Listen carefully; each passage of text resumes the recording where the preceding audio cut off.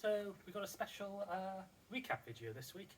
So on Saturday the 31st of July we taught a special warm-up class for the in-person Papa Caliente. First one back in person. In Reading. So the class was originally meant to be taught by David and Anne Bailey of Learning Tango, but they're self-isolating in Barbados, so we stepped in to take it. Their class title was surrounding walking, embrace and energy, so we kept this general theme. We didn't know quite what to expect. We didn't know how many people were going to come, who was going to come, whether they'd be happy to partner swap. Yeah. So it was a bit of a sort of off-the-wall class. So what we looked at was some basic stuff about tango posture, the embrace, and then some unusual ways of getting into the embrace. So we talked about having a generic tango posture with our feet in a slight V shape, slight flexing the knees, and then just leaning forward to bring our chest over the balls of our feet, which brings the heels off the ground, which just allows us a point of pivot when we balance sail. We discussed the embrace, so we talked about a generic embrace with a very slight V shape, either open with a space between us or close when there's contact in our chest area. The right hand for the leader coming around and resting around on the follower's back as far as is comfortable, and for the follower look with their left hand very similar but coming around the leader's shoulders. The follower either looking over the leader's right shoulder or having the head slightly inclined to the right.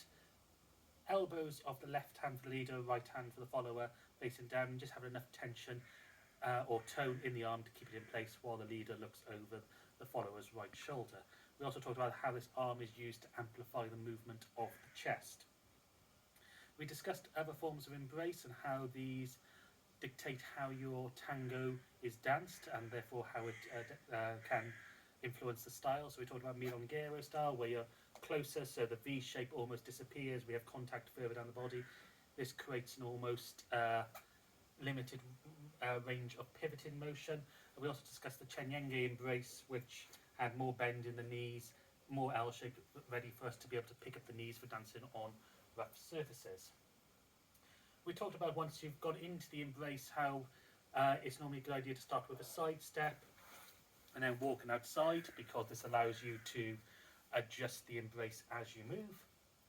And then we talked about unusual ways of actually forming the embrace. And so instead of standing opposite each other, coming together and going into the embrace, doing some solo dancing, whether the follower is just being led by the leader's chest or doing her own dance, and then the leader seeing where she's going and then picking up the embrace and moving straight off, or even as we say, the leader leading the follower and then choosing when to pick her up from then, which allows us to do a bit more dynamic to the embrace and adds a bit more personality to the dance.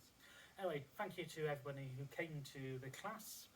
We hope to see you again soon, whether that be in our own classes, at the Welsh International Tango Festival, or back at Papa Caliente, whether we're teaching there again, or if we're just attending as longer goers. Anyway, take care and we'll see you again soon.